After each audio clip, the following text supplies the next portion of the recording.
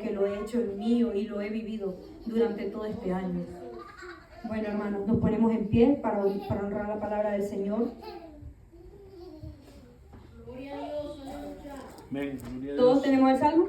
Amén. Amén, gloria a Dios. La palabra se lee honrando al Padre, al Hijo y al Espíritu Santo. Amén. Amén. Acuérdate de la palabra dada a tu siervo, en la cual me has hecho esperar.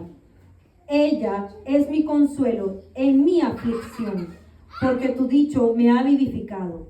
Los soberbios se burlaron mucho de mí, mas no me he apartado de tu ley. Me acordaré, oh Jehová, de tus juicios antiguos, y me consolé. Horror se apoderó de mí a causa de los inicuos que dejan tu ley. Cánticos fueron para mí tus estatutos, en la casa donde fui extranjero. Me acordaré en la noche de tu nombre, oh Jehová, y guardaré tu ley. Estas bendiciones tuve porque guardé tus mandamientos. Amén, gloria a Dios. Bendito seas, Señor.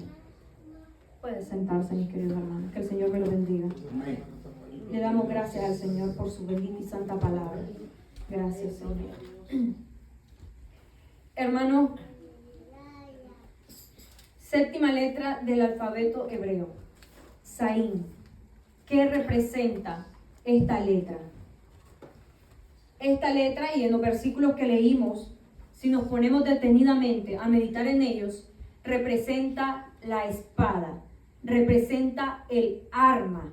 Si usted se pone a leer estos versículos y a leerlos tranquilamente, a meditar en ellos y a saber qué significa cada una de estas palabras y a ponerse en el lugar del salmista, de lo que estaba atravesando durante la escritura de este salmo, nos podemos dar cuenta de que él lo que necesitaba era, que lo que él tenía era la espada. Es decir, la palabra de Dios. Y es lo que vamos a ver nosotros a continuación. Las 5 cosas, los 5 beneficios espirituales que nos entrega este salmo. Es decir, estos 7 versículos bíblicos. ¿Qué es lo que nos entrega? Bendito sea el Señor. Dice el primero: acuérdate de la palabra dada a tu siervo, en la cual me has hecho esperar. Si yo les pregunto, hermanos, ¿qué significa acordarse? ¿Qué significa acordarse? ¿Alguien sabe qué significa la palabra acordarse? Llevar a memoria lo que prometió. Llevar a memoria, traer a memoria. Tener algo presente. Eso significa la palabra acordarse. Y dentro de este beneficio, el primero que podemos ver aquí en la palabra de Dios es que la palabra de Dios produce esperanza. El salmista le dice al Señor: acuérdate, oh Jehová, acuérdate de la palabra dada a tu siervo. ¿Qué significa siervo? ¿Qué es un siervo? Tiene un significado, bueno, el siervo es el animal también, pero también aquel sirviente del Señor. El siervo, bueno, se le da ese significado como a alguien, ¿verdad? Que está como esclavo también, pero también el siervo del Señor, pues es alguien que le sirve a Dios. Sí, en hermano. este caso sería el siervo persona, siervo animal sería con C, de caballo. Uh-huh.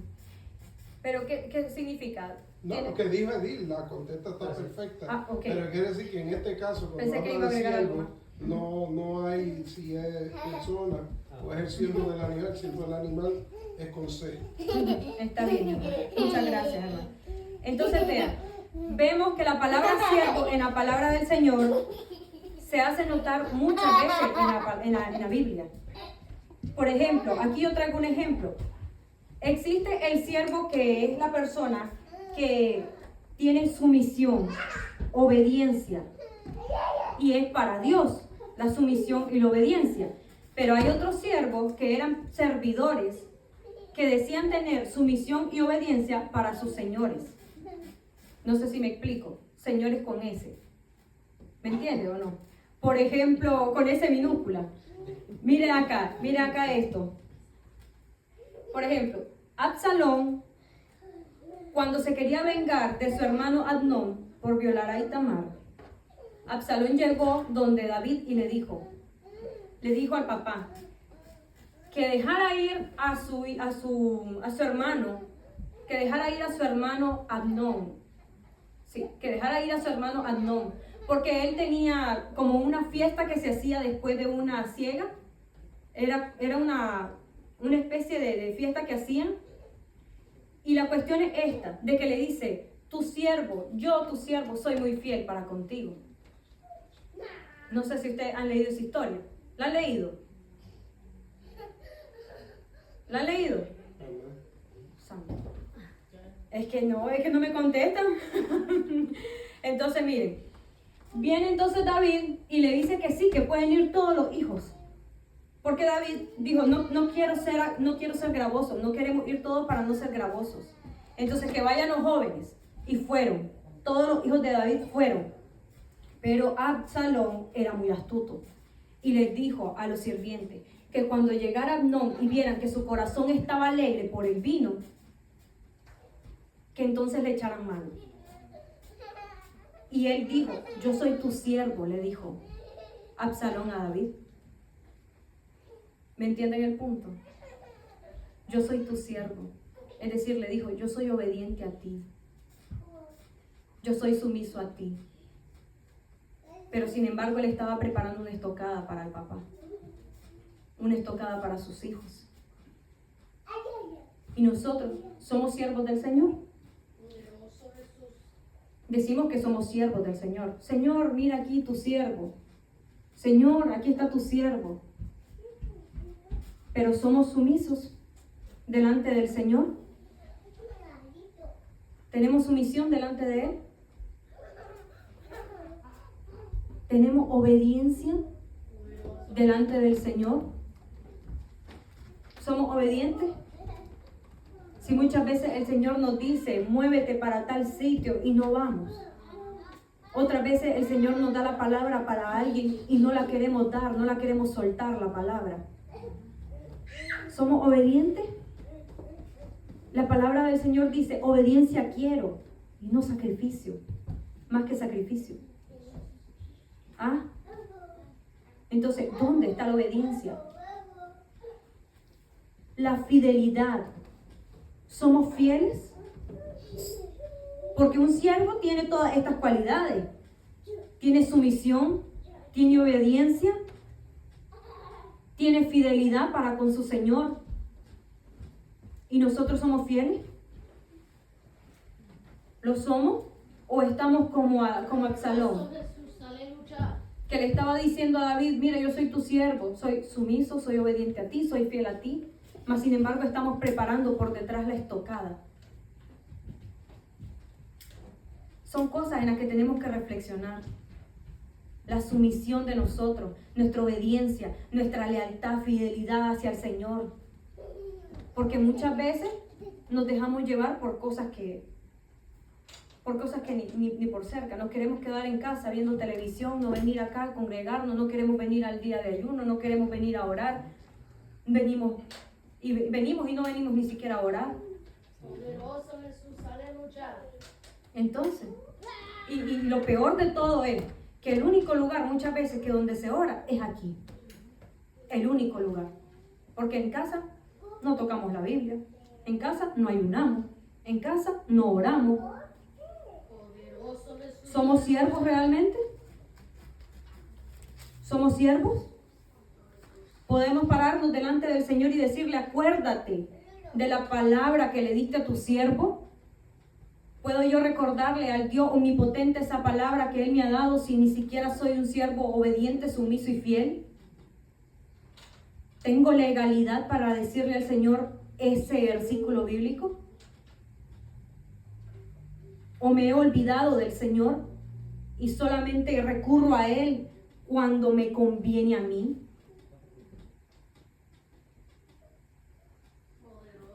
Porque yo les decía la vez pasada, si vamos a tomar una porción bíblica, tomemos la Biblia completa. Donde están los versículos que nos gustan y donde están los que nos golpean. Hay que tomar eso también, porque la Biblia nos habla, nos corrige, pero también nos consuela. ¿Vemos? Entonces, pensemos en eso. ¿Somos siervos leales o somos siervos desleales? ¿Tenemos obediencia o no tenemos obediencia? Porque tenemos que pensar en todo esto. Y dice, en la cual me has hecho esperar, dice la palabra de Dios. En la cual me has hecho esperar. ¿Qué es la espera? ¿Qué es la espera? ¿Alguien sabe lo que es esperar? A veces somos bien impacientes. La espera, cuando el Señor te dice espera en mí, lo que te está diciendo es confía en mí. Ten fe en mí. Pon tu esperanza en mí. Eso nos está diciendo el Señor. Pero ¿qué pasa? Nosotros queremos pedir hoy y tener la respuesta mañana. ¿Ves? Pero no sabemos que hay que pagar un precio también, porque el Señor hace una parte y a nosotros nos corresponde otra parte. A nosotros nos corresponde ser buenos siervos. Y el Señor va a orar a nuestro favor. A nosotros nos corresponde orar, ayunar, hacer silicio, leer la bendita palabra del Señor, guardarnos en santidad. ¿Y? ¿Lo hacemos?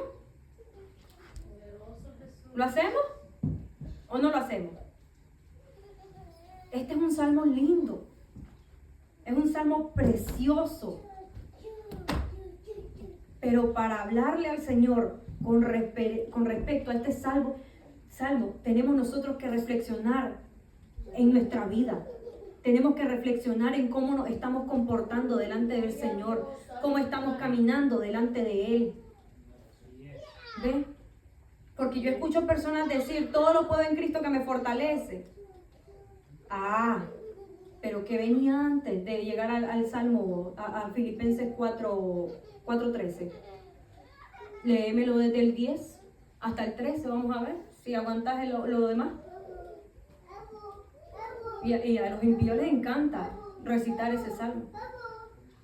Les encanta decir que todo lo puedo en Cristo que me fortalece. Sí, todo lo puedo en Cristo que me fortalece. Bendito Dios. Veamos esto, mis hermanos. ¿Significa esto que Dios se olvida de las palabras o de la promesa que nos ha hecho, hermanos? Este versículo bíblico, les pregunto, cuando dice, acuérdate de la palabra dada a tu siervo, en la cual me ha hecho esperar, ¿significa que Dios se olvida de la promesa que nos ha hecho? ¿Se olvida o no? Y entonces, ¿por qué el salmista le habrá dicho eso? ¿Quién me puede leer 2 de Pedro 3:9, por favor? 2 de Pedro 3:9. Bendito sea el Señor. Gloria a Dios. 2 de Pedro 3:9. ¿Alguien lo tiene?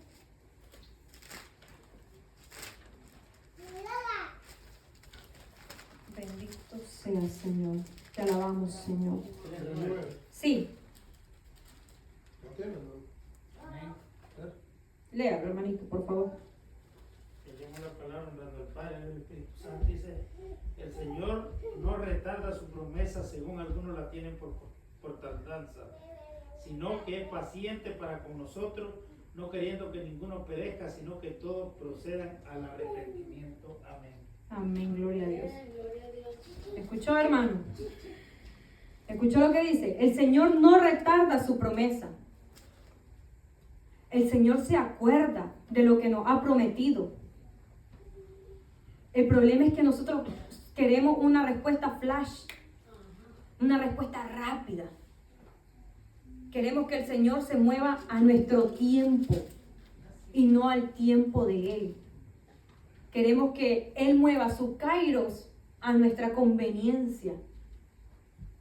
¿Ves? Pero ¿qué es de lo único que el Señor se olvida? Porque si el Señor se olvida de algo. ¿Alguien aquí sabe de lo que se olvida el Señor? Puede no olvidarse de la promesa que nos ha dado o de su palabra, pero sí se olvida de algo el Señor. De nuestros pecados. Amén, aleluya, de nuestros pecados. Veámoslo en Hebreos 10, 17. Hermano Kenny, puede buscarlo, por favor. Hebreos 10, 17. Dice, añade y nunca más me acordaré de sus pecados y transgresiones. Aleluya. Escuchen. Nunca más me acordaré de sus pecados y transgresiones. Mire qué bonito. Él se acuerda de lo que nos ha prometido. Él se acuerda. Pero se olvida de los pecados de nosotros. Él se acordaba que le había prometido un hijo a Abraham. Él se acordaba. Pero Abraham, bueno, Sara quería el hijo antes de tiempo. Por eso metió a Agar a la historia. ¿Ve? Porque fue impaciente. Quería tener un hijo. Y tuvo que meter a Agar. ¿Quién sabe la historia? Creo que aquí todos lo hemos leído.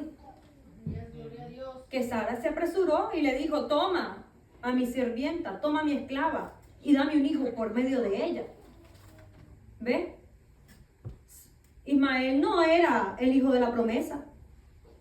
Era Isaac por medio del vientre de Sara. ¿Ve? Ajá, entonces otra promesa que el Señor hizo fue, te haré padre de multitudes, dijo. Sal y mira las estrellas, te haré padre de multitudes.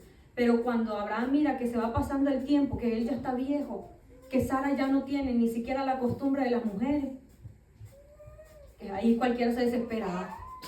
Cualquiera se desespera. ¿Ve? Pero el Señor se acordaba de que era una promesa. Y como para el Señor no hay nada imposible, Génesis 18:14 dice, ¿hay algo difícil para Dios? ¿Hay algo difícil para Dios? Eso dice Génesis 18:14. No lo hay. No lo hay. Esa es la respuesta, no lo hay. Entonces veamos esto. De lo único que Dios se olvida es de nuestros pecados. Lo que el Señor mantiene presente siempre son las promesas que te ha dado a ti, que te ha dado a ti, que me ha dado a mí, que le dio a usted, que le dio a usted. Esas promesas Él las recuerda todo el tiempo. Lo que pasa es de que no podemos hacer que Él se mueva a nuestro trono. Hay que esperar. Hay que esperar que Él obre en su bendita autonomía y soberanía. Bendito sea, Señor. Vamos a continuar. Si nos ponemos a pensar, la palabra esperanza significa que tengamos confianza plena en Dios. La palabra esperanza es tener confianza en Dios, en sus promesas. ¿Tenemos confianza en Dios? ¿Tenemos esperanza en Dios? ¿O queremos ayudarle como Sara? Porque muchas veces estamos así. Queremos ayudarle al Señor. Si nos vamos más adelante, la palabra de Dios nos produce consuelo. En el versículo número 50 dice, ella es mi consuelo en mi aflicción. ¿Qué significa la palabra consuelo? ¿Alguien sabe qué significa la palabra consuelo?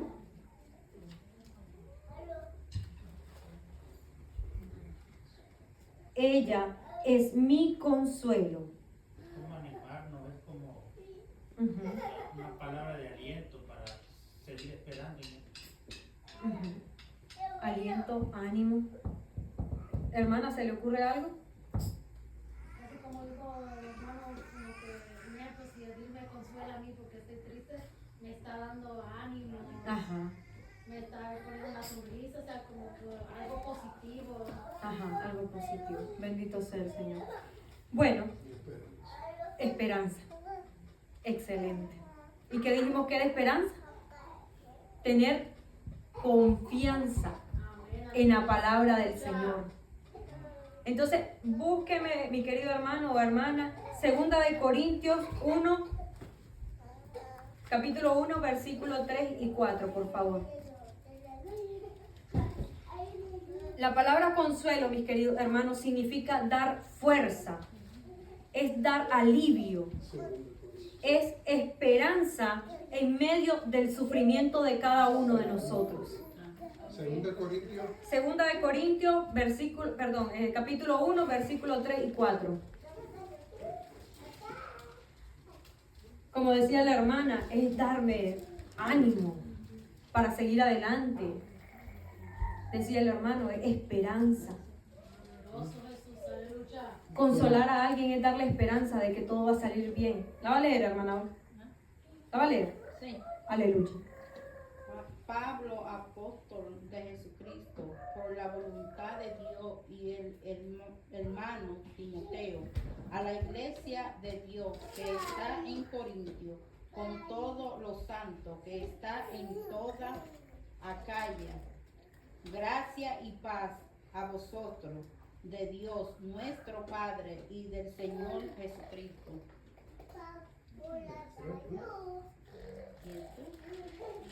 ¿Qué versículo era? Era el 3 y el 4. 3 y 4. Bendito sea el Dios y Padre de nuestro Señor Jesucristo, Padre y misericordia y Dios de toda consolación, el cual nos consuela en toda nuestra tribulación, para que podamos también nosotros consolar a los que están en cualquier tribulación, con que nosotros somos consolador por Dios. Por medio de la consolación. Aleluya. Bendito sea el Señor. Mire cuántas veces se repite la palabra consolación aquí. Y dice que el Padre de misericordia, Dios de toda consolación. ¿Y quién dijo el Señor de que es el Espíritu Santo? El Consolador. ¿Ve? El Señor nos consuela. En medio de cualquier tribulación, en medio de cualquier prueba, el Señor nos está consolando, está ahí para consolarnos. Él nos da la prueba, juntamente con la prueba nos da la salida, pero también nos da el consuelo en medio de la tribulación, en medio de la tormenta.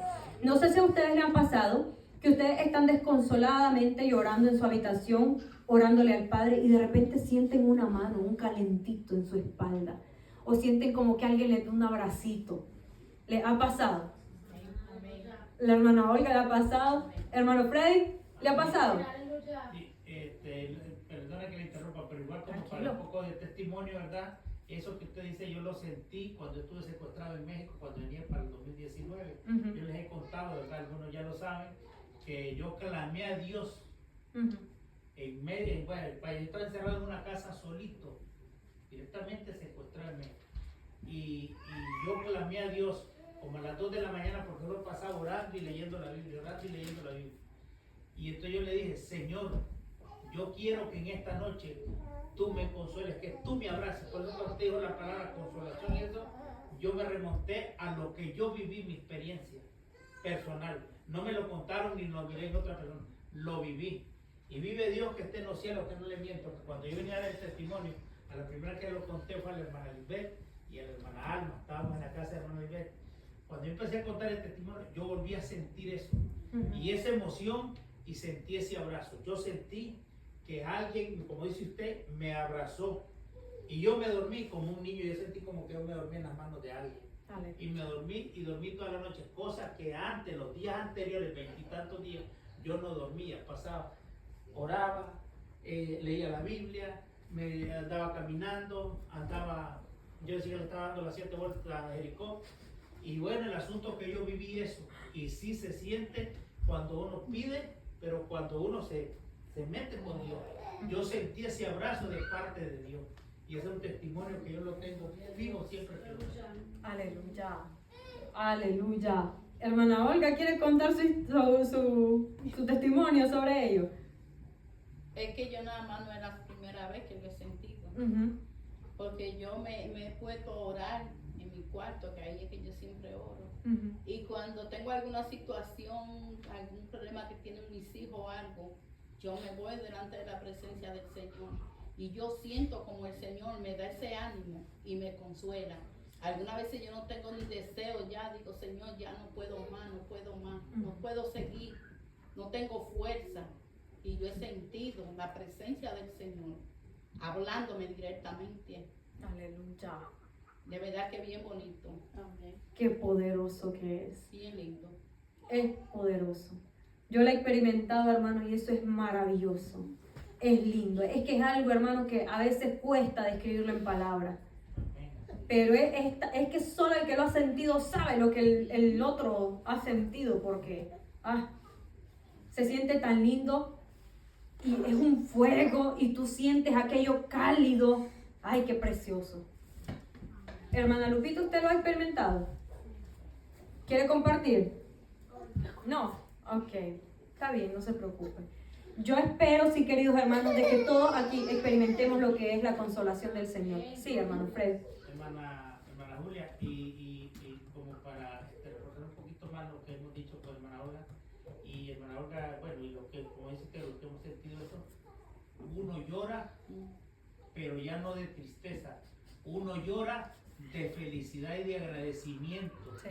porque yo pegué una llorada después que yo sentí ese abrazo, que yo me quedé dormido, eran las 2 o 3 de la mañana, y yo me quedé profundamente dormido, cosa que nunca lo había hecho, y me desperté al siguiente día como a las 9 de la mañana, porque escuchaba bulla, y yo me asomaba por un poquito que había ahí de luz de la puerta, y yo me asomaba, ay, amaneció, yo no sabía ni si era de día o era de noche siempre. Ajá. Entonces yo para saber, yo me asomaba por una hendidura. hendidura. Sí, y entonces, Santo Dios. después yo lloraba de felicidad, sentía aquella felicidad, y yo lloraba cuando sentí ese abrazo. Aleluya. Todo fue después que yo sentí eso. Gloria a Dios, hermano. Es que dice la palabra del Señor, que el que busca, halla. Amén, así es, aleluya. Entonces, solo que es necesario que el que busca, crea. Así es, ¿Ven? aleluya. Por ejemplo, vamos más para acá adelante. ¿Iba a compartir algo? No. No. ¿Escuché que alguien habló? No. Ok. Vea, entonces dice la palabra. Ay, se me perdió el salón. Dice la palabra: ella es mi consuelo. Ella es mi consuelo. Mire qué bonito. Entonces dice que la palabra del Señor nos consuela a todos y cada uno de nosotros. Solo que debemos de estar dispuestos a recibir lo que el Señor tiene para nosotros. Porque si usted y yo llegamos a inclinarnos a orar ahí y estamos pensando en Pepe, en Juana, en Chani, en Mengana, no vamos a sentir la presencia del Señor. No nos vamos a conectar con la presencia del Señor. No vamos a sentir ese abrazo, ese consuelo. Aunque hayamos orado 50,000 horas, no lo vamos a sentir. Entonces dice, en mi aflicción, vea esto, mi aflicción. Es cuando nosotros ya tomamos algo meramente como nuestro. El salmista había tomado ya su aflicción como suya. Es como mía. Es de propiedad. Mi aflicción. ¿Y qué significa la palabra aflicción? Como problema, ¿no? Problema. ¿Qué más? Angustia, excelente. Angustia, sufrimiento. Vean. Entonces, a veces, tristeza. A veces nosotros estamos pasando por situaciones bastante difíciles. Dijo la hermana Olga, a veces yo le digo al Señor, ya no puedo más. Escuchen. ¿Quién acá de nosotros no ha hecho esa oración donde le dice al Señor, Señor, ya no puedo más, ya no aguanto, dame fuerza, estoy tan afligido, tan angustiado? ¿Quién de nosotros no ha pasado por ahí? ¿Quién? Creo que aquí todos hemos pasado por esa parte y todos hemos llegado a hacer esa oración, Señor, dame fuerza porque estoy afligido. ya no puedo más. O venimos acá a la congregación y venimos pero afligidos que venimos arrastrando la cobija, por así decirlo. ¿Ves? Entonces pero la aflicción se puede dar por algo que yo hice, por un pecado que yo cometí, o puede ser por una prueba de parte del Señor. Solo que hay que saber que por consecuencia de qué viene la aflicción. ¿Es por una prueba del Señor o por un pecado que yo cometí? ¿Ves? Hay que analizar bien eso. Porque, por ejemplo, si ponemos de ejemplo a alguien, la aflicción que le vino a David fue por su pecado. Consecuencia de su pecado.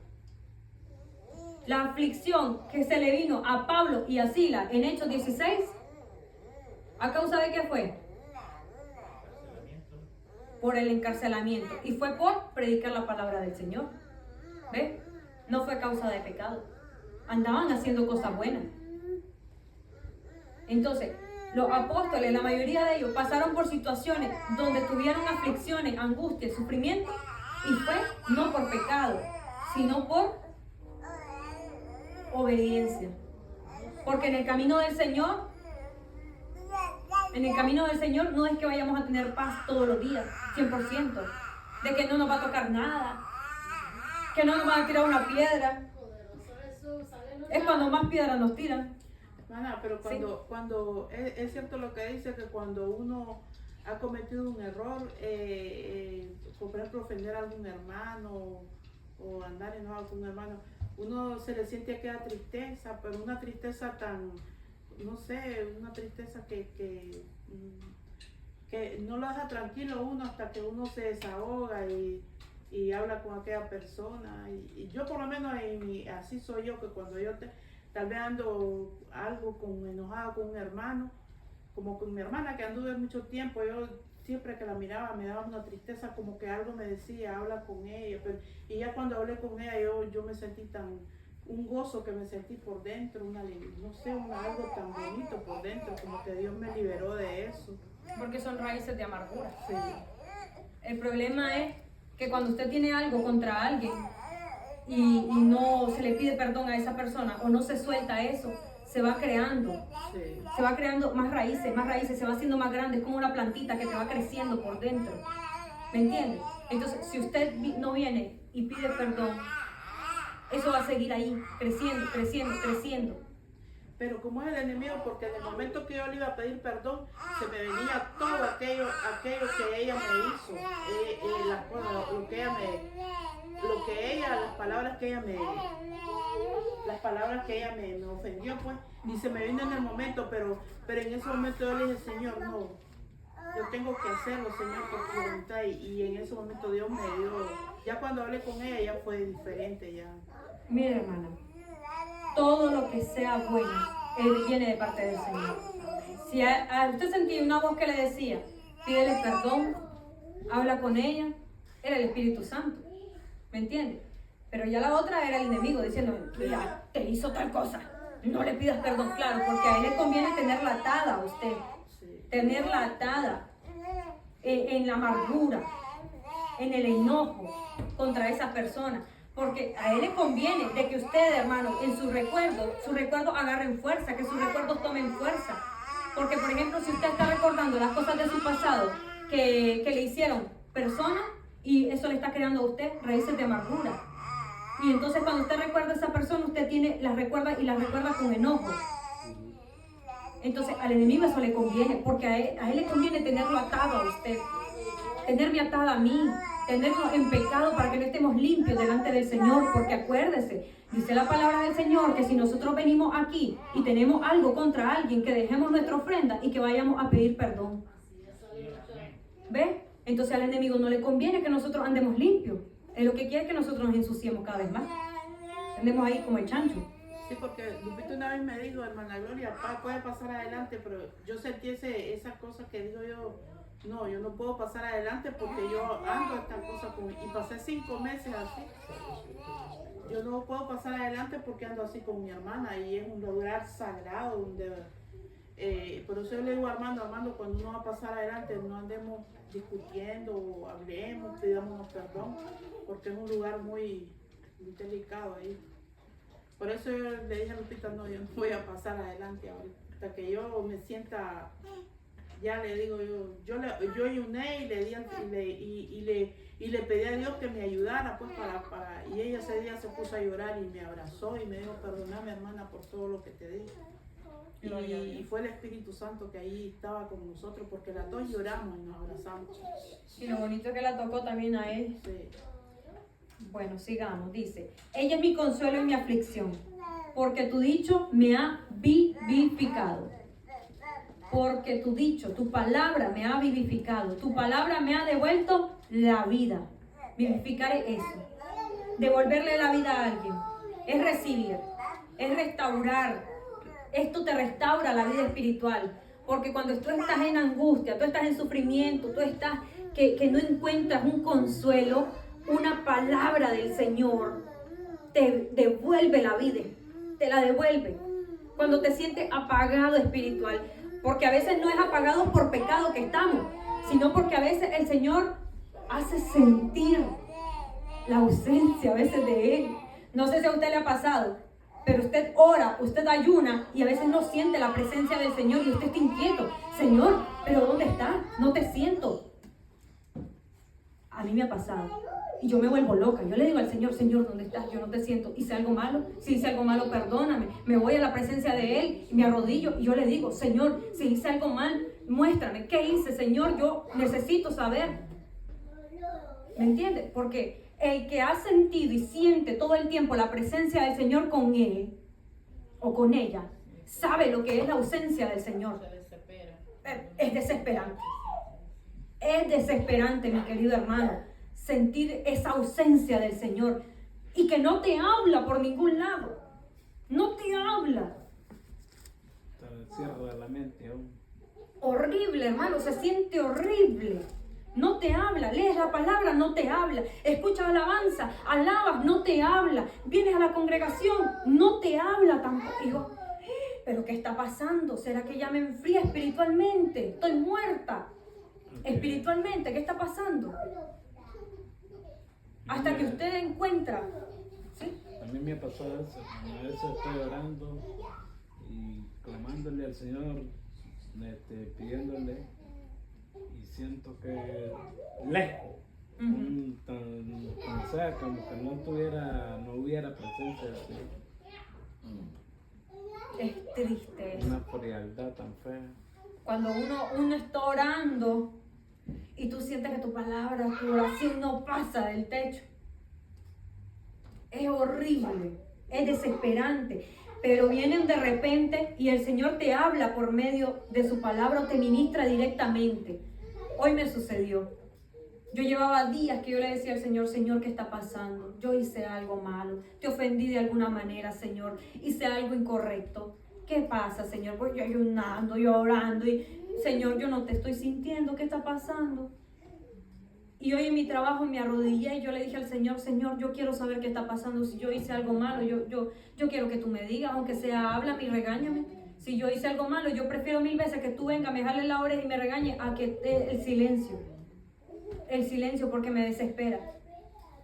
Y hoy el Señor me habló y me dijo, mi pequeña José. Y yo me quedé, mi pequeña José. Y me puse a recordar toda la historia de José. ¿Ves cómo el Señor nos habla? ¿Ves cómo el Señor nos habla? Porque él me decía, y eso mientras yo estaba trabajando. Entonces yo estaba limpiando y estaba con lágrimas que me chorreaba. Lágrima, moco y baba, mi querido hermano. Lágrima, moco y baba. Esa es la receta. Lágrima, moco y baba. Humillación delante del Señor. Y él me decía, mi pequeña José, te traje de lejanas tierras, me decía él. Te traje de lejanas tierras. Porque allá donde tú estabas, donde lo tenías todo, tú no me honrabas. Tú no pensabas en mí. Tú no me dedicabas tiempo. Y ahora que te tengo aquí, me dijo él, en este país, sirviéndole a otros, limpiando mesas, tú me dedicas tiempo a mí. Aquí sí me dedicas tiempo. Y allá donde estabas en un escritorio, me decía, o frente a un escenario, tú no me dedicabas tiempo a mí. Y no me dabas la gloria a mí. ¿Ves cómo el Señor nos habla? Pero yo mire, hermano, yo me alegré cuando yo escuché al Señor. ¿Por qué? Porque llevaba días donde yo me sentía así. Y me decía, no me has dado ni un sueño, no te he visto ni siquiera en mi sueño, solo hay un silencio. Ay, es horrible el silencio. El silencio de Dios también duele y es horrible. Es feo. Pero miren que el Señor nos habla. Solamente hay que estar presto para escucharlo. Esa palabra a mí me vivificó, me devolvió la vida. Me la devolvió porque yo me sentía muerta. Y me devolvió la vida, me vivificó. Así como dijo el salmista. Porque tu dicho me ha vivificado. La palabra del Señor nos vivifica, nos devuelve la vida. Dice el versículo 51, mis queridos hermanos. Los soberbios se burlaron mucho de mí. Una persona soberbia, mis queridos hermanos, es una persona que se exalta desmedidamente. Una persona que tiene gran orgullo, arrogancia. Una persona que se cree más que cualquier otra persona y que le gusta andar humillando a los demás. Una persona que cree, dicen por ahí, la última Coca-Cola del desierto, yo diría la última botella de agua del desierto. ¿Ven? Es una persona que se cree que mírenme, que a mí es que me deben todo, porque yo soy el máster, yo soy el que me lo sé todo. Esa es una persona soberbia. ¿Cómo decía, hermano? ¿Decía algo? No. No, que digo yo que yo soy el bravo. Sí, así dice el mero tigre, dice. Yo soy el que me lo sé todo. Entonces, estas personas, las personas soberbias, tienden a hacer algo. Según la palabra del Señor, si nos vamos al significado bíblico, estas personas se caracterizan por algo también. Y es que tienden a despreciar la palabra de Dios. Estas personas, los soberbios, tienden a despreciar al Señor. Y por ende todo lo que representa al Señor. ¿Iba a decir algo, hermano? Sí, eso más o menos igual tenía idea de que los soberbios, ¿verdad? Siempre se creen los sí mismos, ¿me entiendes? Ellos son sabios, por supuesto, son sabios en su propia opinión. Si ellos están bien, han triunfado, por ejemplo, en la vida, monetariamente, pues podríamos decir, o son sobresalientes en cosas, ellos se consideran sabios. Y no es Dios el que los está ayudando, ¿me entiendes?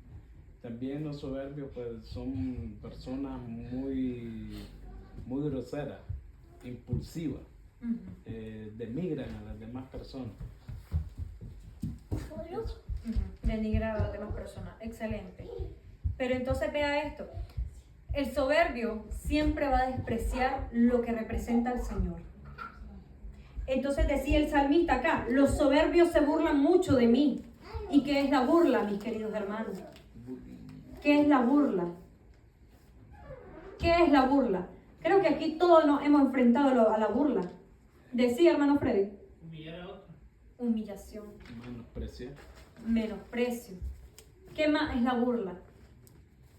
¿Quién más tiene una idea acerca de la burla? Cuando yo me hablo de una persona, yo me estoy jactando quizás de lo que yo soy o lo que yo no soy. Jactancia, perfecto. Burla. Son actos de desprecio hacia una persona. Actos de desprecio. Son actos de ridiculizar a otra persona. Por ejemplo, tú conoces la situación de alguien y usas esa situación que le está pasando a esa persona para andarte burlando de ella. Sacas esa situación de esa persona y comienzas a murmurar con otras personas sobre su situación, a ridiculizar a las personas. Por ejemplo, si mira a alguien enfermo, dice, mira, ¿y no que era el que oraba por los enfermos? Y lo está viendo enfermo ahora él. Comienzan a burlarse. Oraba por los enfermos y ahora mirando a él quedó peor que los otros por los cuales oraba. Eso es burla. Eso es querer ridiculizar a las personas. Inclusive, hermana Oleni. Sí, no, tranquilo. Algunas una persona está pasando prueba, nosotros lo primero que pensamos, no, es que este anda mal con Dios, por eso está pasando esto. Se lo dijeron a Job. Inclusive su propia esposa le dijo, maldice a tu Dios y muérete. Exacto. Porque veía en él, que en él había quizás mucho pecado, y no sabía que era un proceso que Dios tenía para con Job para glorificarse en él. Amén, aleluya.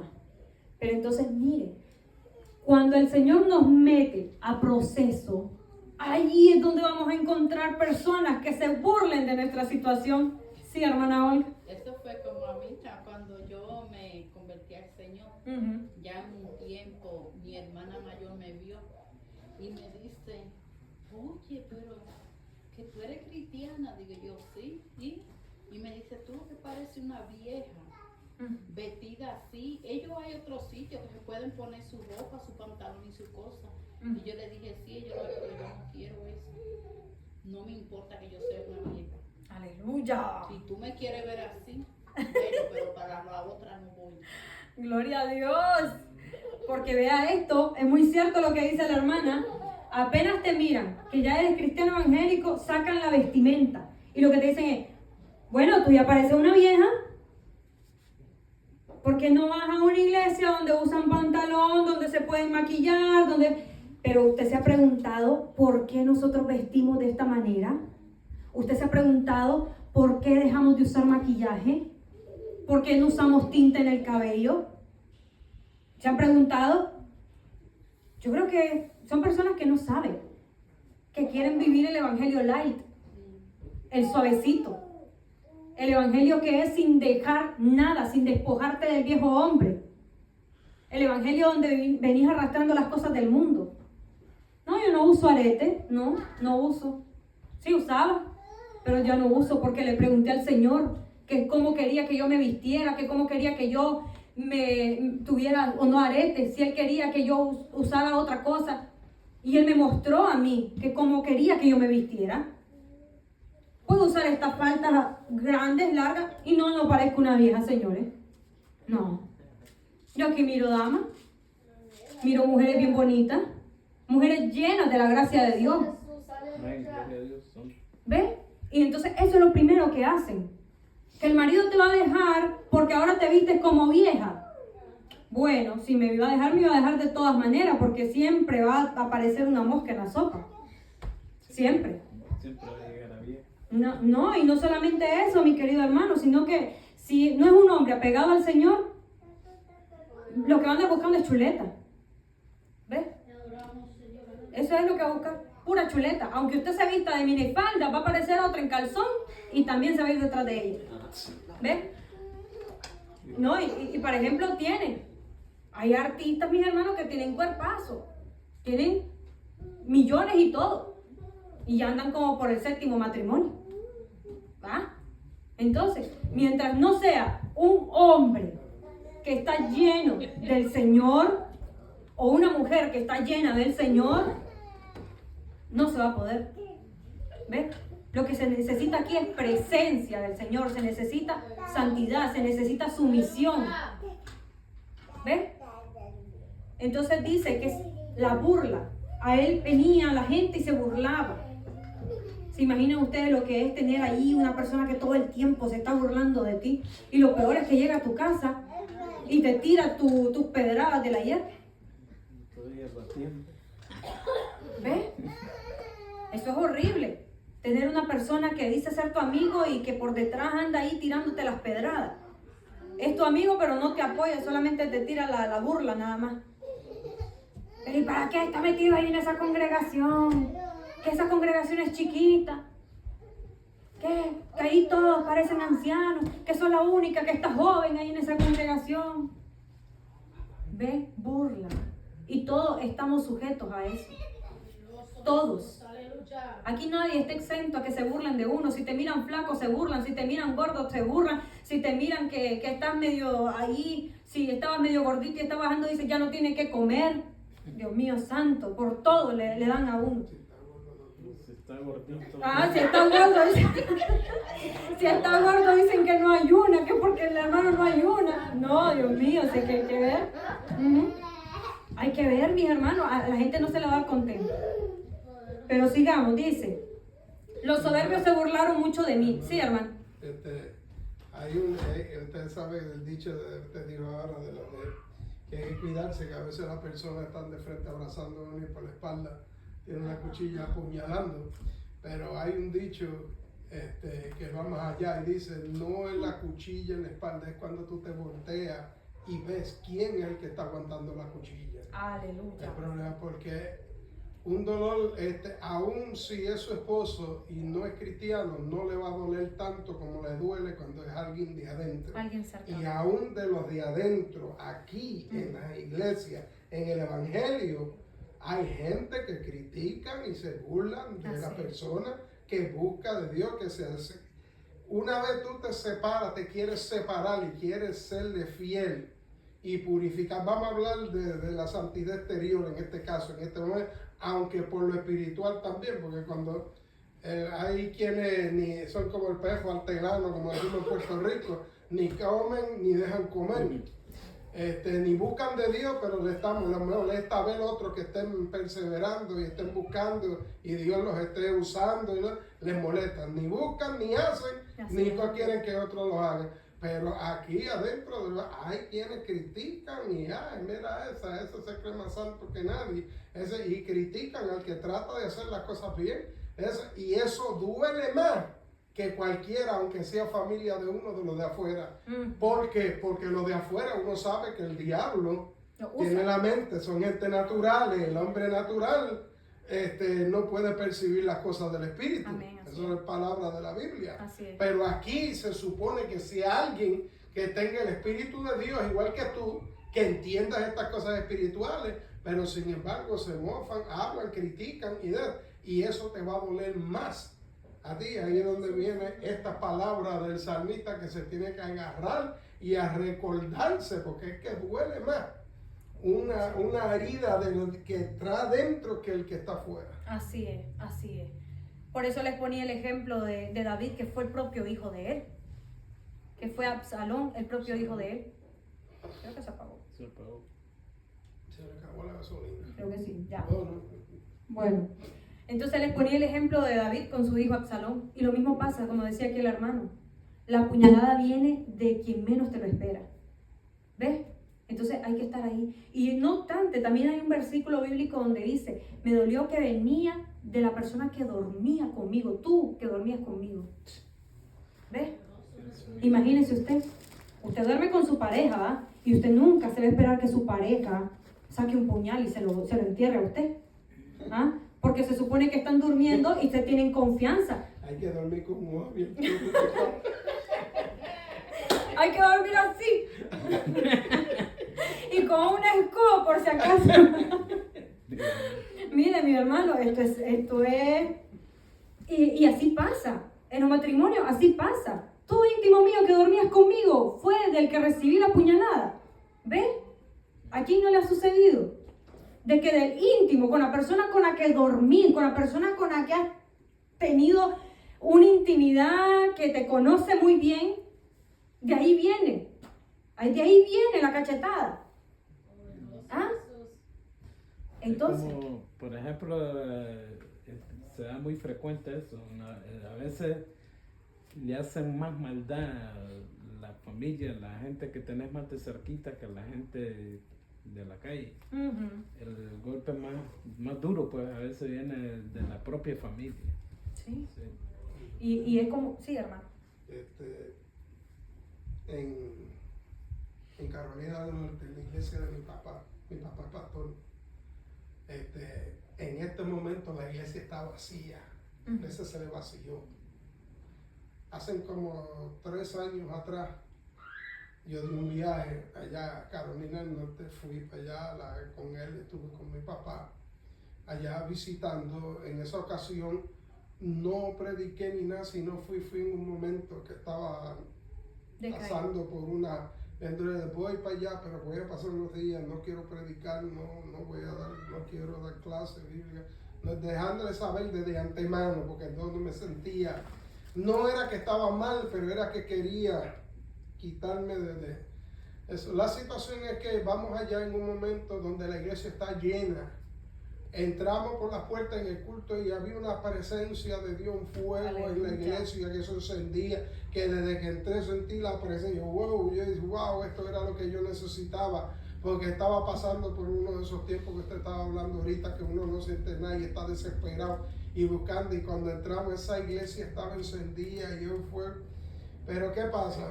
Mi hermana, en medio de los 2 o 3 días que estuve ahí, me empecé a sentir algo incómodo con eso y hablé con mi papá y le dije, miren, le voy a decir una cosa, tengan cuidado porque aquí pasa algo, y te voy hablando de medio de un oculto que era la gloria de Dios, era un fuego, mira que hasta los bancos danzaban, el púlpito se tiraba contra el piso, y de tan violento que era los cultos que el hermano Olga le puede decir. Y aquí hay algo, porque siento que aquí hay algo, que hay alguien que no están siendo sinceros. Hay algo que está pasando aquí, siento que hay algo. Y no quería decirle quién, porque sí tenía el sentimiento de quién, pero yo mismo no lo podía creer, ni podía querer pensar que era esa persona, porque la persona era el copastor de la iglesia. Y mi mamá insistió, porque yo no le quería decir, solamente lo que quería era que lo pusiera en oración, que Dios se lo revelara, lo cual estaba mal, porque si Dios te hace sentir y te dice que tú estás supuesto, es para que lo digas, no es para que lo calles, ni te pongas a orar, para que se lo revele, la idea es que se lo diga. La mamá mía insistió, pero no sabe más o menos quién, porque para uno saber, y mira, para serte sincero, sí, es el hermano fulano y la hermana fulana. Ya, muchachos, no, ¿cómo va a ser? No puede ser. Esa gente, esos son como si fueran hijos míos. Esos los hijos de ellos tienen un paquetón de muchachos. Ellos tienen como 7 o 8 muchachos ahí. Como 7 o 8 muchachos estuvieron en escalinata, así, cada año venía un paquete y tuvieron como 7 o 8 de ellos, y ellos siempre las atendían, les llevaban a ella hasta el hospital y todo, a dar la luz y se criaban, y se le decían hasta granpa y granma a mi mamá, y yo decía, bueno, la cosa es que de la fe, no muchachos, si eso es como un hijo mío, la cuestión es que yo me sentía hasta mal. Y bueno, pues entonces yo me equivoqué, estoy mal, entonces ya, perdóname Señor, porque uno enseguida lo que piensa es que lo hice en la carne.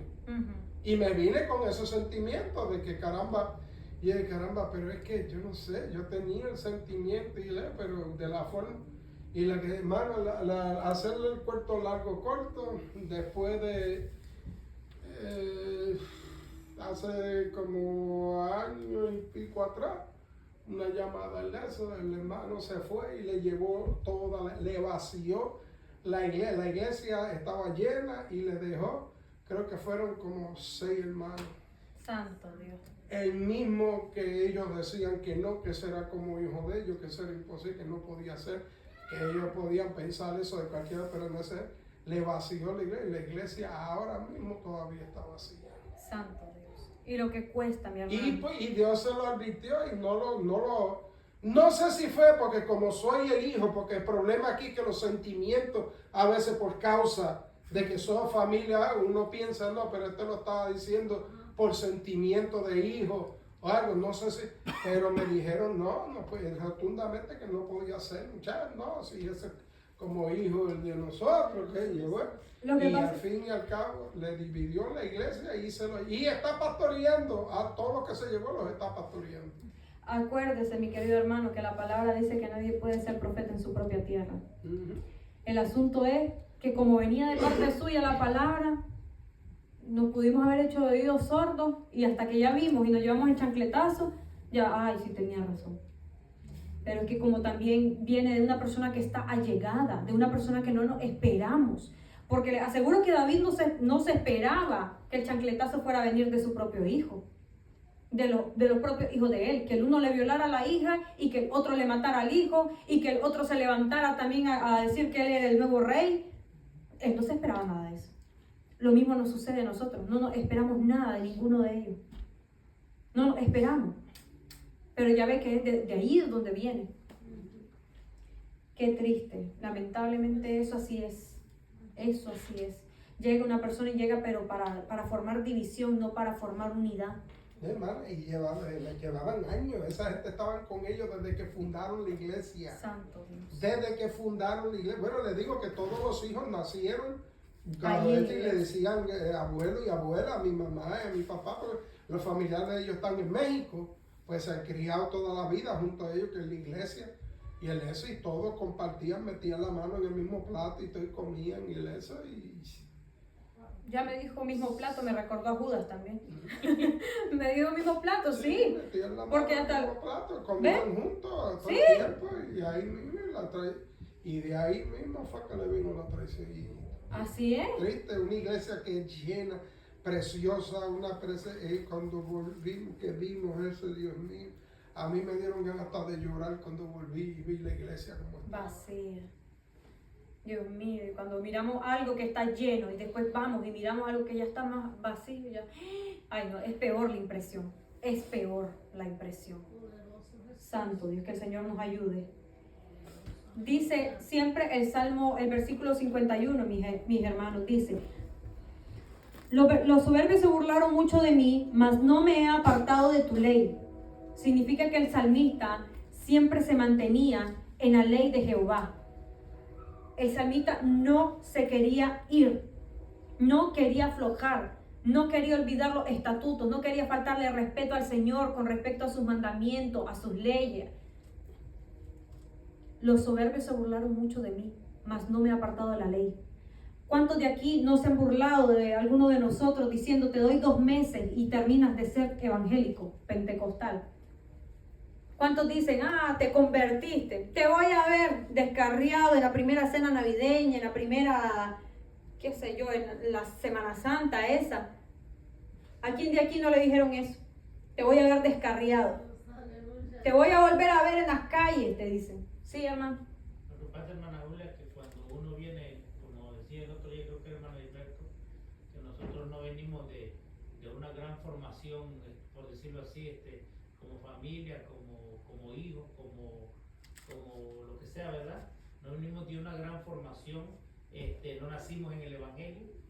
Entonces, en el caso mío, pues yo vengo de la calle, ¿verdad? Dios me sacó de la calle, Dios me sacó del pecado. Entonces, la persona inconversa que le critica a uno, o sea, los que no han conocido a Dios, lo primero que se fijan es en el pasado de uno. Entonces, eso le sirve para acusarnos. Así De esa es. manera, a que nosotros ya andamos buscando, pues, por lo menos, la presencia de Dios y buscando a cambiar el Freddy que era antes. Así es. Pero escuchemos esto. Muy bueno lo que usted dice, hermano. Pero aquí dice el salmista, yo no me he apartado de tu ley. Aquí, ¿qué significa la palabra apartar? Ajá, alejarse, pero también se puede utilizar en otro sentido. Ese es el sentido negativo, de alejarse, de soltar, apartar. Pero apartar también significa separación, es ser santo. En este aspecto, el salmista lo está diciendo de esa manera. Yo no me he apartado de tus mandamientos, yo sigo siendo santo. En el sentido de que yo todavía guardo tus mandamientos, yo todavía retengo mi integridad, así como lo hizo Job en su momento. Él retenía todavía su integridad. Cuando su esposa, como lo decía el hermano Freddy, llegó y le dice, ¿todavía retienes tu integridad? Maldice a tu Dios y muérete. ¿Ves? ¿Se da cuenta de eso? Entonces significa que acá el salmista no quería abandonar los estatutos del Señor, no quería abandonar sus mandamientos, todavía los tenía pegados, arraigados a él. Porque la palabra del Señor estaba constantemente en él. Si usted analiza cada versículo, cada uno de los salmos que él le dedicaba al Señor, significan de que él conocía al Señor en gran manera. Que el Señor muchas veces hablaba por medio de él. Y cómo el salmista lo enamoraba al Señor. Porque el Señor se enamora. La palabra dice que el Señor nos amó a nosotros primero. ¿Ve? El Señor nos ama, el Señor está enamorado de nosotros. ¿Ve? Que nosotros no seremos dignos, eso ya es otra cosa. Pero mire qué bonito esto. yo no me he apartado de tu ley, mas no me he apartado de tu ley, aunque venga la burla, aunque venga la crítica, aunque venga la calumnia, porque eso siempre va a llegar, la calumnia. Te van a decir, lo miré a fulano, allá vestido de tal manera, lo miré en tal lado y haciendo tal cosa, lo miré en un restaurante que es bar también. Ah, ahí va a llegar la calumnia, ahí va a llegar la burla. Que te vieron pasar con un vestido largo, mira aquella nagualuda, allá cómo va, esa vieja. ¿Ves? Ahí va a llegar todo el tiempo.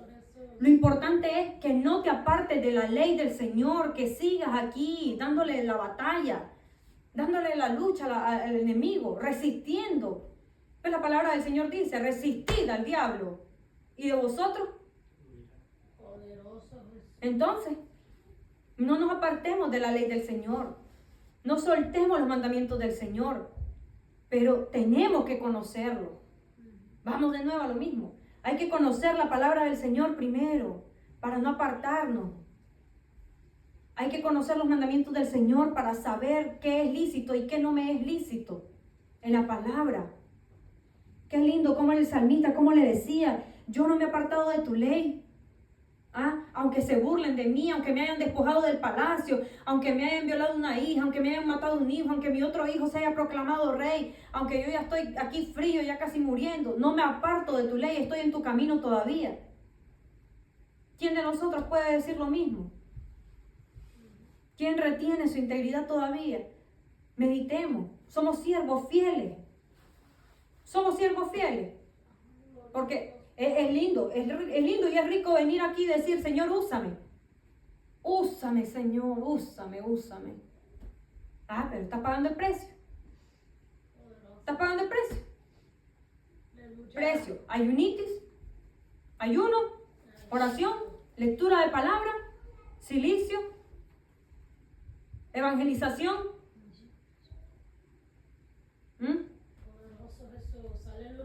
¿Estamos pagando el precio o no? ¿Estamos rasgando nuestra alma delante del Señor? ¿Ves? Entonces ahí lo tenemos. Bueno, mis queridos hermanos, vamos a llegar hasta ahí el día de hoy. Que el Señor nos ayude, mis queridos hermanos, a seguir adelante. Que el Señor tenga de nosotros misericordia. Hermana, ¿va a hacer la oración final?